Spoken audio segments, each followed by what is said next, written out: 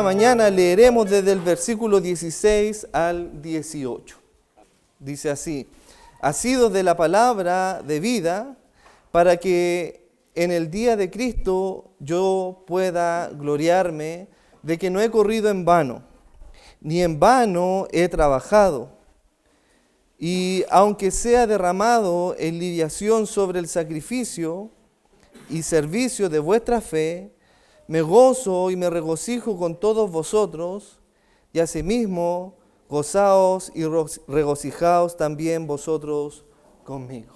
Bien, como bien ya sabemos, estamos en el contexto de los luminares en el mundo, y hoy día, con la ayuda de Dios, finalizaremos este sermón con el segundo propósito en el mandato de Pablo a los hermanos filipenses. Recordemos que el mandato lo encontramos en el versículo 14 de nuestra lectura, donde vemos que Pablo dice que debemos, nosotros como cristianos, también los filipenses, como los oyentes, deben hacer todas las cosas o hacer todo sin murmuraciones y contiendas.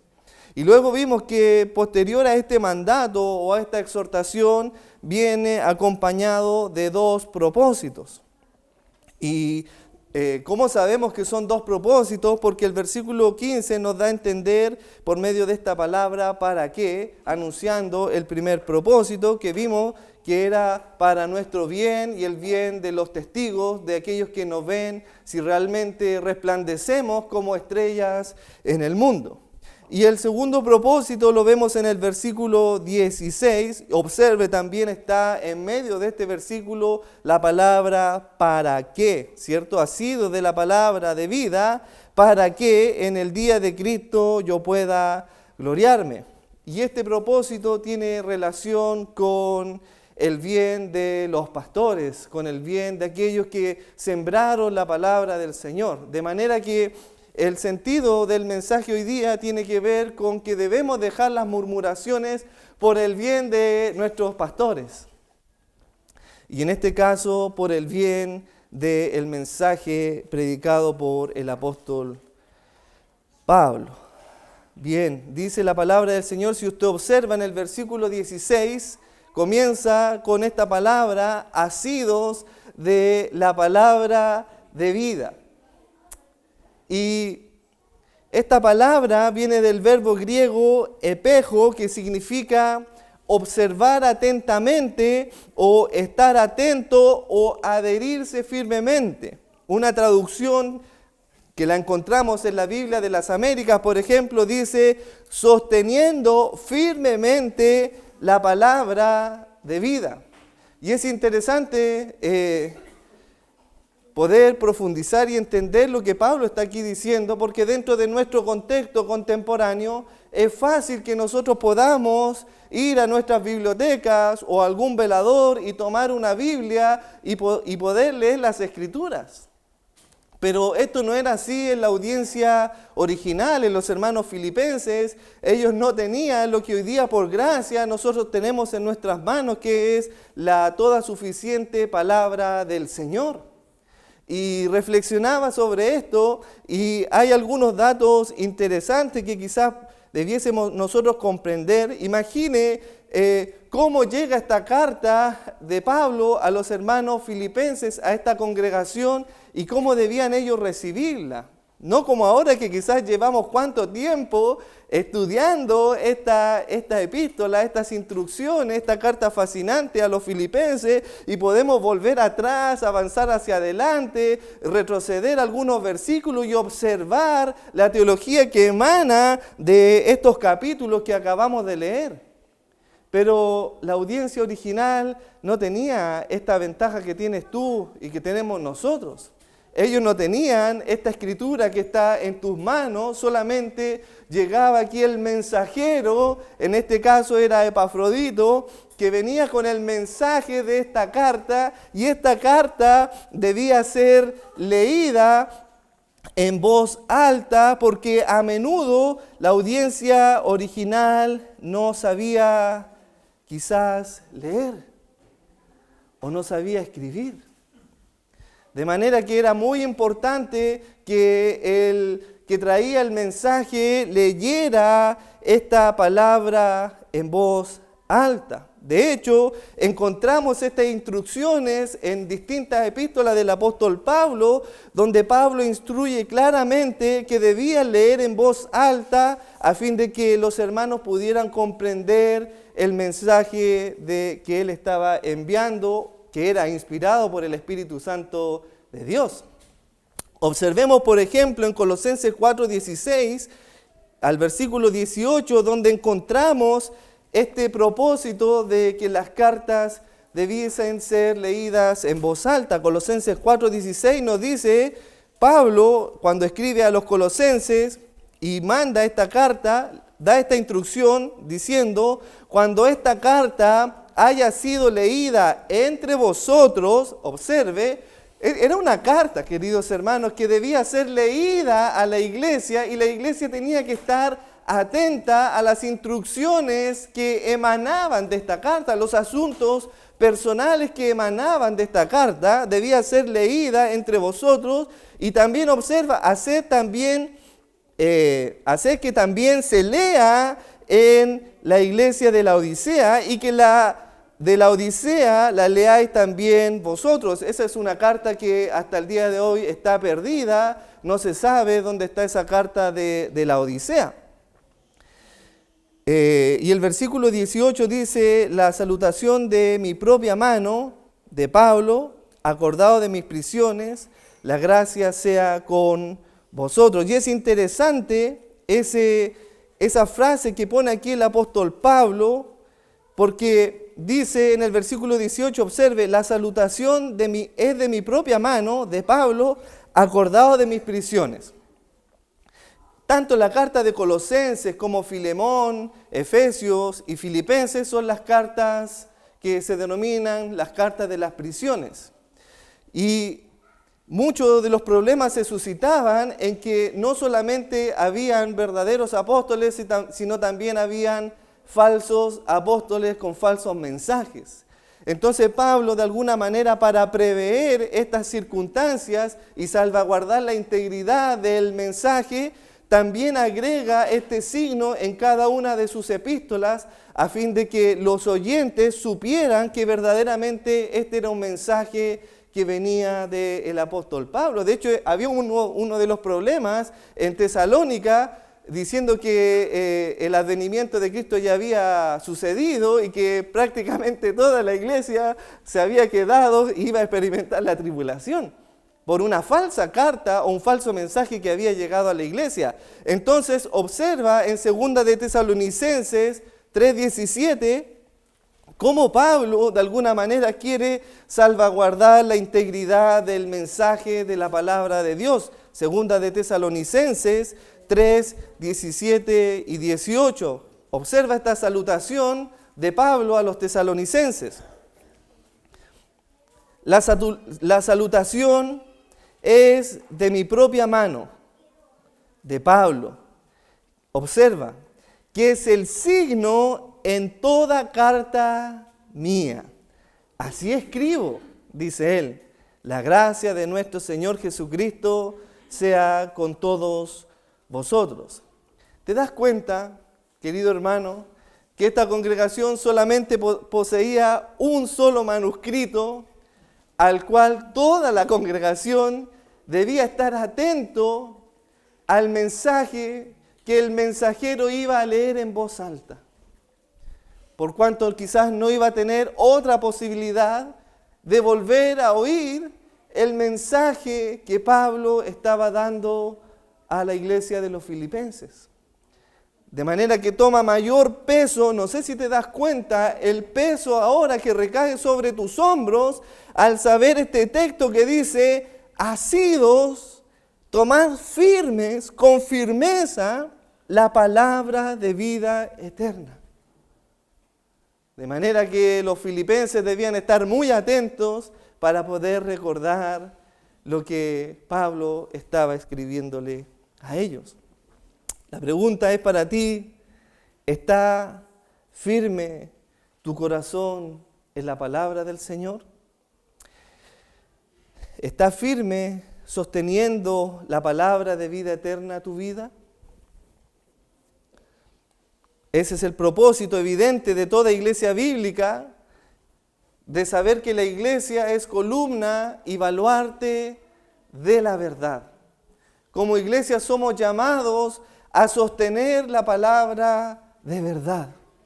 Cada uno de nosotros somos pilares dentro de la iglesia, por así decirlo, que sostiene la palabra de verdad. Y no sé si recuerdas el sermón del domingo pasado, que la única manera en que tú y yo brillemos en este mundo es por medio de elevar la palabra de nuestro Dios, porque la palabra es la que ilumina la mente y los corazones de todo ser humano.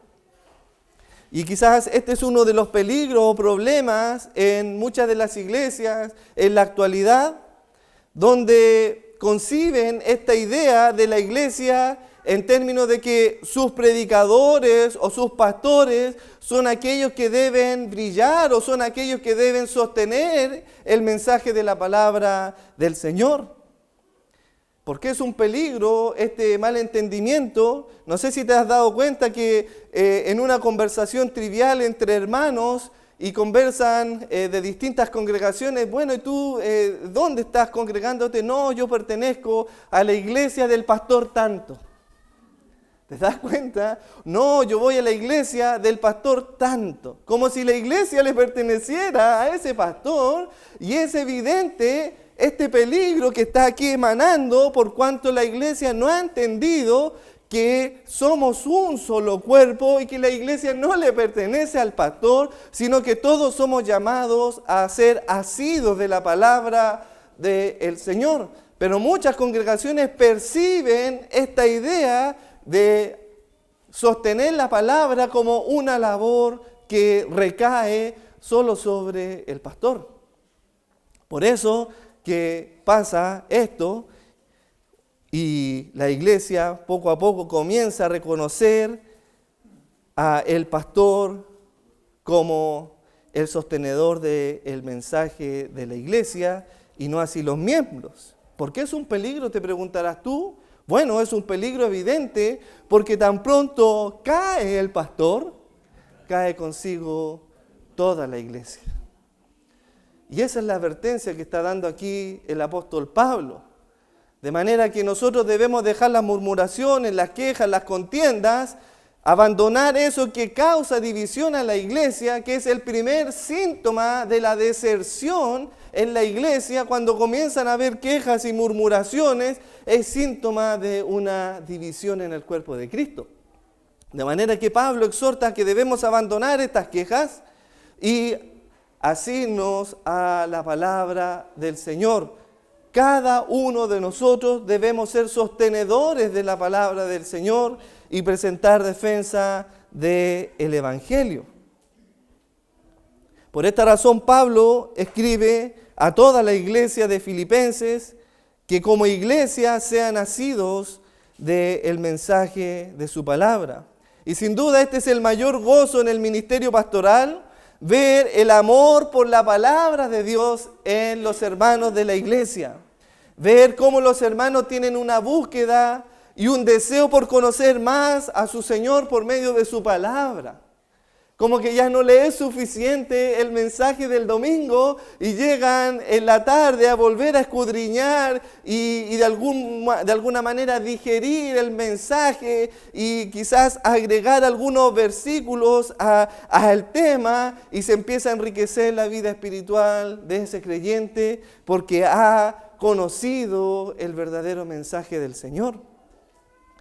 El gozo de un verdadero pastor, como dije, es oír que la grey del Señor anda en la verdad. De hecho, el apóstol Juan escribe en su tercera carta, en el capítulo 1, en el versículo 1 al 4, dice claramente y expresa este gozo, él como pastor de la iglesia, como anciano de la iglesia de Éfeso, diciendo: no tengo yo mayor gozo que este. Observe, es muy selectivo, no tengo yo mayor gozo que este. Es muy selectivo Juan en decir, Juan podría experimentar distintas alegrías, gozo, pero dice, no hay un mayor gozo para mí como apóstol de Jesucristo, como pastor de esta iglesia local. ¿Qué cosa? el oír que mis hijos andan en la verdad. Esta es la evidencia de un verdadero cristiano. Oír que andas en la verdad. Son las evidencias que tú eres una verdadera estrella en el mundo, de oír que tú andas en la verdad. ¿Cómo sé, si es que soy realmente un hijo de Dios, una estrella en el mundo? ¿Cómo sé si soy regenerado, si soy un verdadero cristiano, si soy realmente un hijo de Dios? Todo comienza por tu deseo y afecto por la verdad. Acompáñame y observa la primera carta de Pedro, del apóstol Pedro, en el capítulo 2, observarás cómo, podríamos así decirlo, nace una estrella en el cielo. Los científicos buscan ver cómo nace una estrella en el cielo y ellos dicen que eso toma miles y millones de años. Pero el poder de la palabra del Señor puede transformar la vida de un hombre totalmente corrupto, camino a Damasco, y hacer de él un verdadero luminar en el mundo. Observa, Primera de Pedro 2, 1 al 3, dice: desechando pues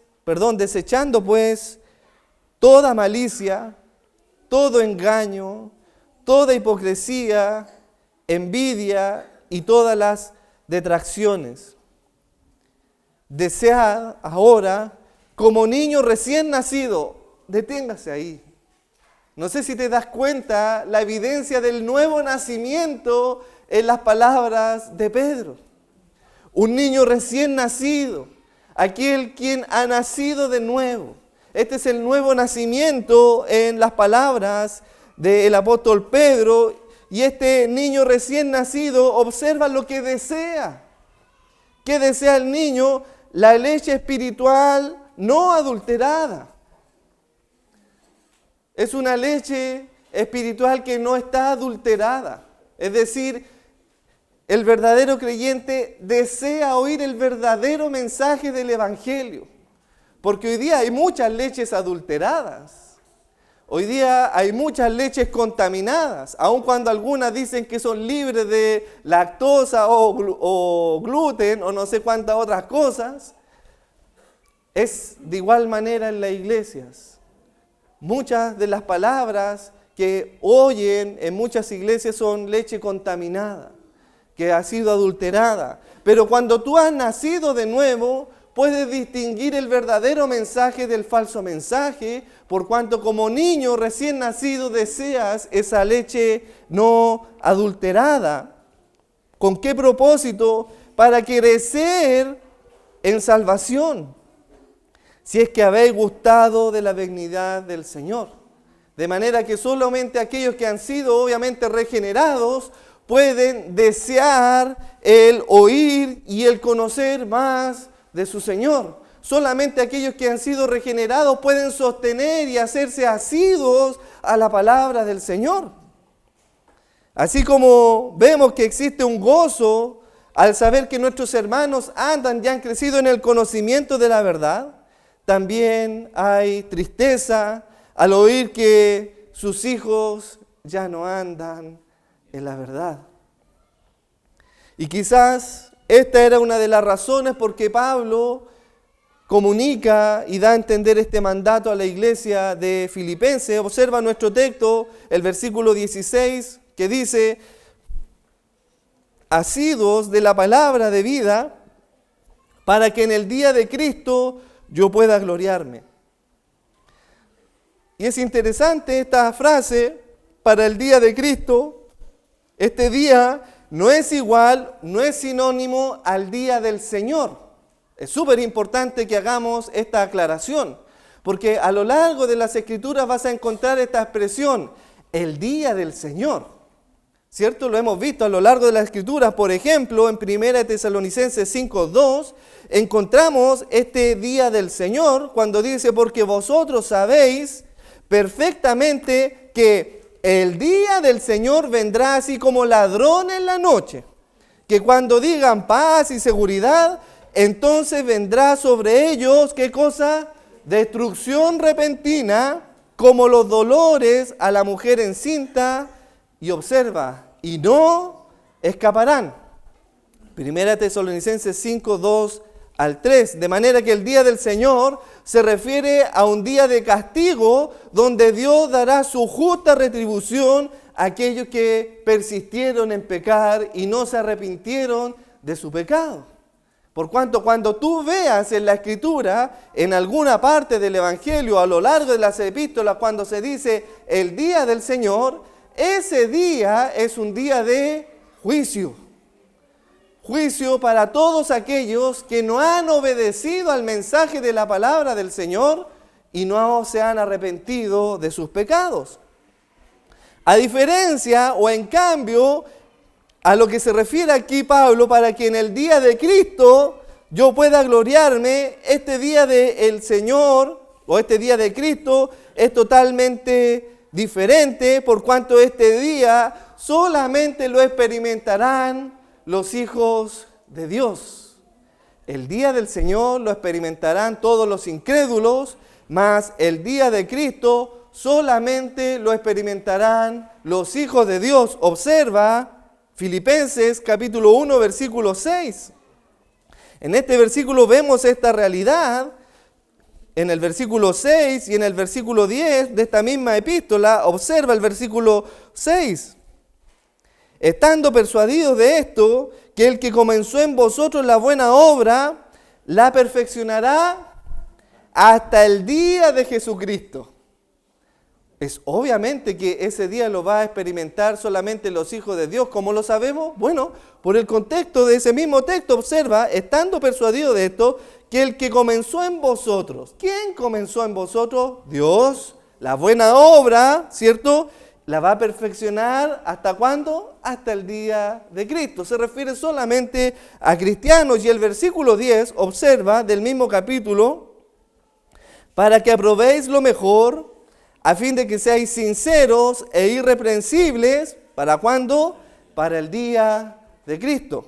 De manera que el día de Cristo, el día de Jesucristo, solamente lo experimentarán aquellos que han sido regenerados, aquellos que han nacido de nuevo. No así el día del Señor, que lo experimentarán aquellos que no se han arrepentido y no han venido en obediencia al Evangelio. No obstante, queridos hermanos, el día de Cristo también será un día de juicio, pero no de perdición.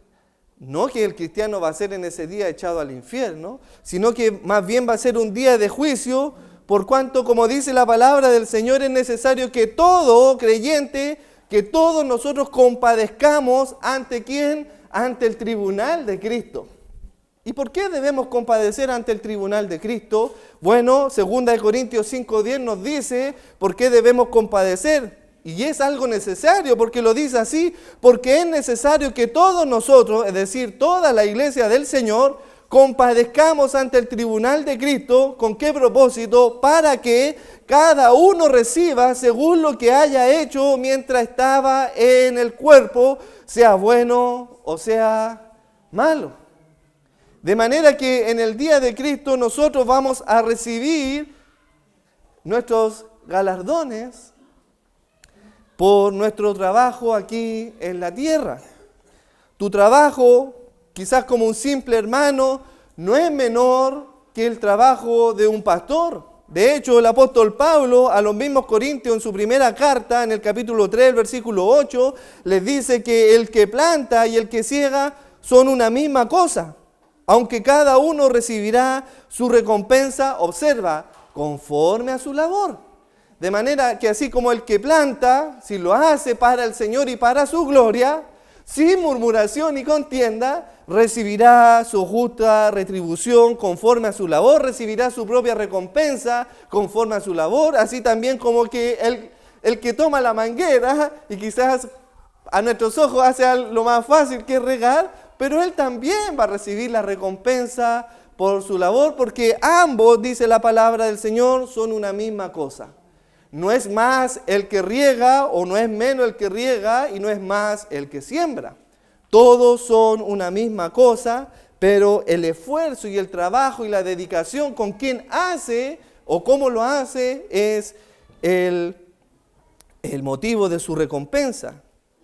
Y esta era la gloria que el apóstol Pablo hace referencia en el versículo de nuestra lección. Porque pareciera ser como un poco arrogante este texto al decir, pues, para que yo pueda gloriarme. O sea, si nosotros leemos esto sin entender el contexto de la epístola, podemos pensar que el apóstol estaba cayendo en vanagloria, pero no es así, porque él está diciendo, para que en el día de Cristo pueda yo gloriarme.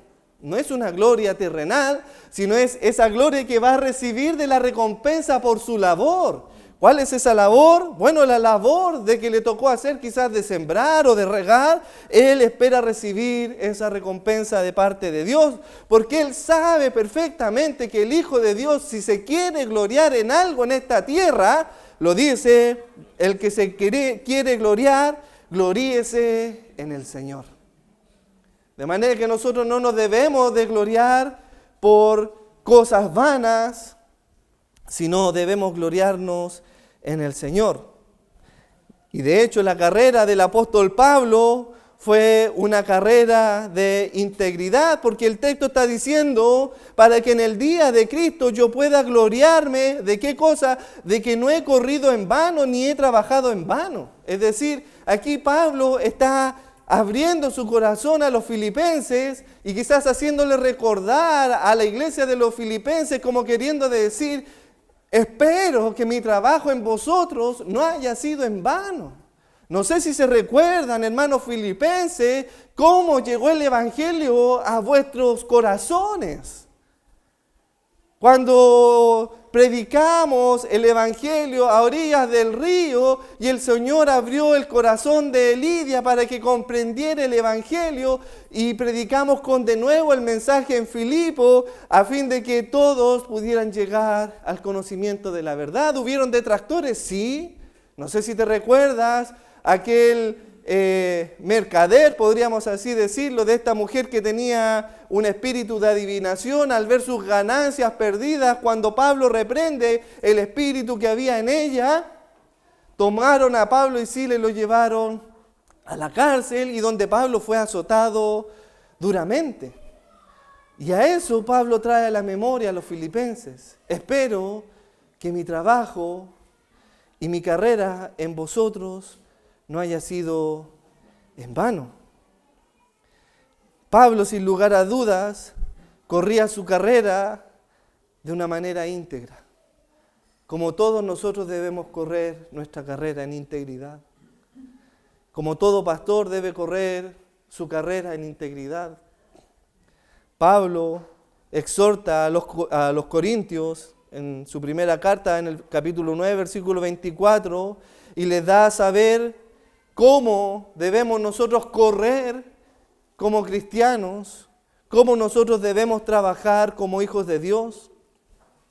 Y abre esto con una pregunta diciéndole: ¿no sabéis que los que corren en el estadio, todos a la verdad corren, pero uno solo se lleva el premio?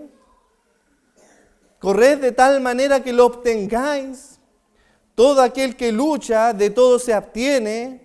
Ellos a la verdad para recibir una corona corruptible, pero nosotros una incorruptible.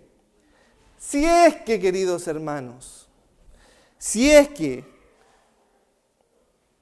yo de esta manera corro, no como a la aventura, de esta manera peleo, no quien da golpes en el aire, sino que golpeo mi propio cuerpo y lo pongo en servidumbre, no sea que, habiendo sido heraldos para otros, yo mismo venga a ser eliminado. Y es la realidad y el panorama actual de muchos siervos de Dios que, a causa de no haber sometido su propio cuerpo en servidumbre, sino que han dado lugar a la carne en su vida, han terminado su carrera descalificados. Tristemente descalificados, habiendo sido heraldos para muchos, habiendo sido admirados por muchos, y hoy día vienen a ser eliminados. No quiere decir que estos heraldos pierdan la salvación, sino que han perdido su ministerio, han perdido su credibilidad. Y es una de las mayores luchas que el apóstol Pablo enfrentaba, y sin duda es una lucha que todo cristiano va a enfrentar. Una de las mayores características en la vida del apóstol Pablo, sin duda, es su amor por el Señor, por su obra y por su pueblo. La centralidad del mensaje y del ministerio del apóstol Pablo era el amor de Cristo, el cual manifestaba incluso a los filipenses, el cual les decía, pero cuántas cosas para mí eran obviamente ganancias, las he estimado como pérdida por amor de Cristo.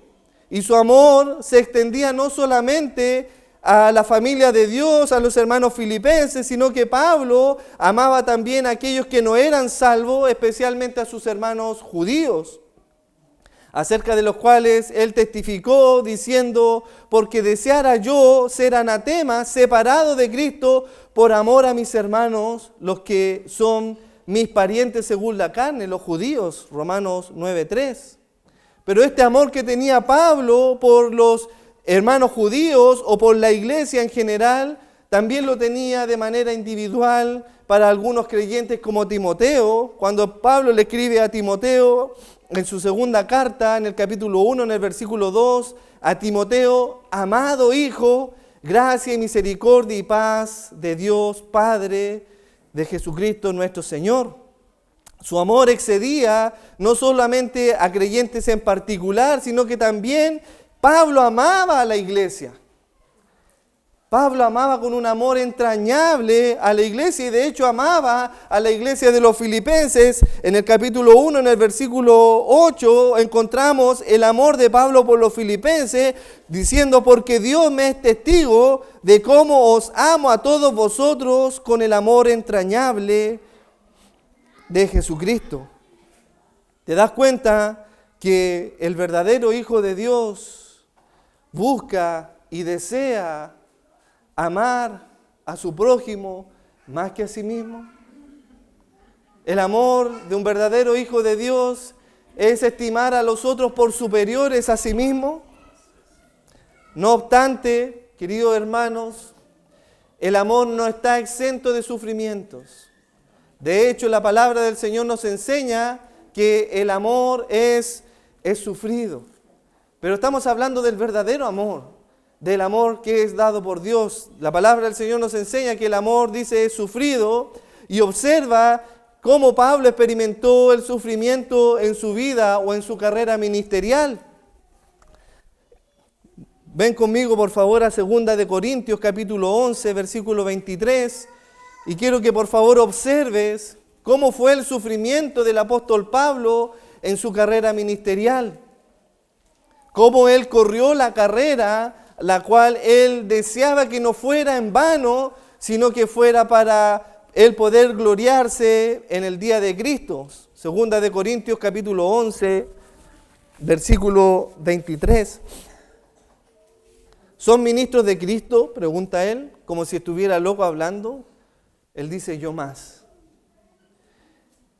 En trabajo más abundante, en azotes sin número. Es decir, ni siquiera Pablo podía recordar cuántas veces había sido azotado. Había sido tantas veces azotado por causa del Evangelio que él solamente puede escribir aquí en azote sin número. Es decir, no tengo la cuenta. En cárceles más. En peligro de muerte muchas veces. De los judíos, de sus propios hermanos, del cual él deseaba ser anatema a fin de que sus hermanos judíos llegaran al conocimiento de la verdad. 5 veces he recibido 40 azotes menos 1. 5 veces 40. Es decir, ¿cuántos azotes? Más de 200 azotes recibió por parte de los judíos. 3 veces he sido azotado con vara, una vez apedreado, y déjame decirte que esa vez que fue apedreado, fue casi muerto de ese apedreamiento. En Listra, no sé si recuerdas ese pasaje, cuando Pablo fue apedreado en Listra, al punto de casi que lo dejaron afuera de la ciudad pensando que ya estaba muerto. Y lo que me llama la atención de ese pasaje es que cuando Pablo fue apiedrado, los hermanos lo toman, lo animan, él se levanta, se sacude y sigue su carrera. Y va y encuentra en esa carrera a Timoteo y le dice: Timoteo, ahora acompáñame en el ministerio evangelístico. Piensa tú que Timoteo tendría que haber tenido mucho valor para mirar a Pablo y observarlo, cómo estaba todo desfigurado a causa de ese apiedramiento, y decirle: ven, Timoteo, acompáñame junto a mí a predicar el evangelio. Muchas veces, dice la palabra del Señor, naufragando en alta mar, en peligro de ríos, peligro de ladrones, peligro de mi nación, peligro de los gentiles, peligro en la ciudad, peligro en el desierto, peligro en el mar, peligro entre falsos hermanos, en trabajo y fatiga, en muchos desvelos, en hambre y en sed, en muchos ayunos, en frío y en desnudez. Y además de todas estas cosas, lo que sobre mí se agolpea cada día, la preocupación por todas las iglesias. Y quiero que nos detengamos aquí. Y por favor subraya esa frase. Porque Pablo como que está queriendo decir: miren, la verdad que toda esta fatiga, todo este esfuerzo físico no es nada a la verdadera preocupación que yo tengo por la integridad de todas las iglesias. Y aquí se refiere a las iglesias locales, a todas las iglesias locales. Y quizás esta era la principal preocupación en el corazón del apóstol Pablo por la iglesia de los filipenses. Quizás esta era la preocupación que había en el corazón de Pablo al escribir esta carta a los filipenses, de saber que ellos podían en algún minuto apartarse de la verdad. ¿Cómo sabemos esto? Bueno, por el mandato. Observa el mandato en el versículo 14 de nuestra lección: haced todo sin murmuración y contiendas. Pablo obviamente no comunicaría un mandato o una instrucción sobre cosas inciertas. Esto debiese haber sido algo cierto dentro de la iglesia de los filipenses. De seguro, esto se lo comunicó el hermano Epafrodito. Observa el capítulo 2, el versículo 25 de Filipenses. Observa: mas tuve por necesario enviar a Epafrodito, aquí va de vuelta, mi hermano y colaborador y compañero de milicia. ¿Qué cosa? ¿Quién era este Epafrodito? Vuestro mensajero, es decir, el que había venido de Filipos a la cárcel de Roma, quien probablemente le informó a Pablo los asuntos internos de la iglesia de Filipo, que lo más probable estaban habiendo murmuraciones, quejas y divisiones. ¿Cómo lo sabemos? Bueno, es por el mandato y también por el conflicto que se nos presenta en el capítulo 4, en el versículo 2. No sé si te recuerdas estas dos hermanitas. Capítulo 4, versículo 2, que nos dicen: ruego a Evodia y a Síntique que sean ¿de qué cosa? De un mismo sentir en el Señor. Porque, hermanos, podemos tener todo un mismo sentir en que, mire, escojamos de qué color van a ser las bancas. Hermano, eso es superficial. Eso es, incluso me atrevería a decirlo, que eso es hasta carnal. El punto que está aquí hablando, hermano, es que nosotros como iglesia debemos tener el mismo sentir. ¿Pero cuál sentir? El que hubo en Cristo Jesús. No en un sentir de cosas triviales. Así también te ruego a ti, compañero fiel, que ayudes a esta, de manera que era necesario la ayuda intercesora de otros hermanos en el conflicto de la división que se estaba suscitando a partir de ¿qué cosa? De la murmuración y de las quejas. ¿Te das cuenta, querido hermano, lo que causa las murmuraciones y las quejas dentro del cuerpo de Cristo? Es el primer síntoma de la división de una iglesia, y era lo que se agolpeaba en el corazón de Pablo, el haber oído, pero ¿cómo es posible? Diciendo, ¿cómo es posible de que mis hermanos filipenses, quienes me acompañaron en toda esta carrera ministerial, se vayan a desviar de la verdad? Este era lo que se agolpeaba en el corazón de Pablo, el saber que la iglesia de Filipos se podría dividir a causa de que no tenían todos un mismo sentir. Sin duda, cuán triste es para un siervo fiel del Señor llegar a creer que toda su carrera, que todo su trabajo ministerial, que todo lo que acabamos de exponer que vivió el apóstol Pablo, ese servicio abnegado, los riesgos y los sacrificios que había vivido para llevar el mensaje a los gentiles, todos los viajes, las enfermedades, las soledades, la lucha y ese apedreamiento en Listra, todo fuera en vano. Todo quedara en nada debido a que los creyentes se iban a dividir o se iban a apartar de la verdad, volviendo a la vida antigua. Y con esto quiero finalizar. Esta era la preocupación de él, de todas las iglesias. Porque todas, sin lugar a duda, experimentaron divisiones y un abandono de la verdad. No sé si tú te recuerdas cómo Pablo le escribe a la iglesia de los Gálatas, a la cual Pablo se entregó de la misma manera que se entregó por los filipenses, llevó este mensaje hacia los Gálatas, y Pablo le escribe a los Gálatas, no como esta carta a los filipenses, oh amados hermanos, cuánto os amo en el Señor, cuando oro por ustedes y traigo a la memoria el trabajo y la fe no fingida que hay, me gozo y me regocijo. Ese era el amor que tenía Pablo por los filipenses.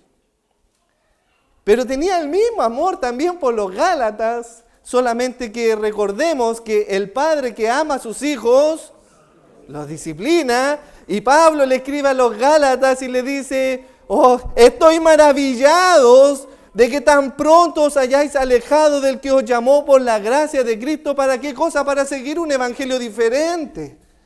Ese es el riesgo, queridos hermanos, que como iglesia, si no somos asidos de la palabra de Dios, cada uno de nosotros vamos a empezar a seguir un evangelio diferente. De manera que tienes que, querido hermano, adherirte, apegarte a la palabra del Señor a fin de que tú no sigas un evangelio diferente.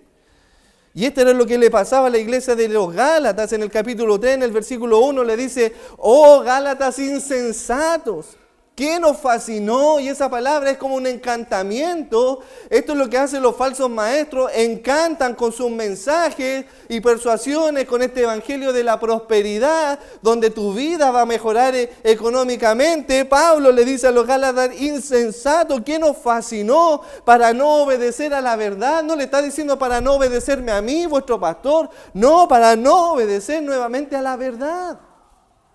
¿Qué nos fascinó a vosotros? Habiendo comenzado por el Espíritu, ¿ahora vayas a acabar por la carne? Ciertamente, en el capítulo 4, versículo 8, en otro tiempo, no conociendo a Dios, servíais a lo que por naturaleza no son dioses, mas ahora conociendo a Dios, o más bien siendo conocidos por Dios, ¿cómo es que volvisteis de nuevo a los débiles y pobres rudimentos a los cuales os queréis volver a esclavizar? Guardando los días, los meses, los tiempos y los años, me temo de vosotros que haya trabajado en vano con vosotros. Esa es la idea aquí. Pablo estaba teniendo el mismo síntoma. Cuando empezó a oír que dentro de la iglesia de Filipo había murmuraciones, él dijo, algo huele mal aquí. Sin lugar a dudas, muchos se van a apartar de la verdad y se van a volver a su vida antigua.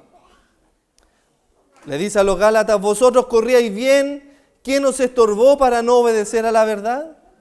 Y sabe, lo triste de esto es que no solamente una iglesia se puede apartar de la verdad, sino también aquellos que han sido compañeros de milicia, aquellos que han trabajado codo a codo junto a Pablo, una vez también se apartaron de la verdad. Y esto es el caso de Demas. Demas es un hombre que se describe que fue compañero de Pablo y que al término de su carrera abandonó y amó más al mundo que la verdad del Evangelio. De manera, queridos hermanos, que nuestra prioridad como hijos de Dios es primero abandonar las quejas y las murmuraciones por el bien de tu propia vida, a fin de que todos vean y experimenten un verdadero testimonio de que en ti está el mensaje de la palabra del Señor. Y como consiguiente debes abandonar las quejas a fin de que puedas hacer partícipe a quienes presiden, a los pastores, a los ancianos, de que eres un verdadero hijo en la fe, que ha guardado la palabra y no ha fingido una fe de cristiano. La pregunta es, ¿has dejado las quejas y las murmuraciones en tu vida? ¿Has dejado tus quejas y tus murmuraciones al venir a reunirte con el cuerpo de Cristo? Porque si no has dejado tus quejas, sin lugar a duda, las consecuencias de tus quejas y murmuraciones contribuirán a la división del cuerpo de Cristo. Por tanto, así como Pablo exhortó a los filipenses, nosotros también debemos ser exhortados de abandonar nuestras quejas y murmuraciones a fin de correr esta carrera y que esta carrera no sea en vano para el cuerpo de Cristo y los ancianos de la iglesia. Le invito a que oremos y demos gracias al Señor.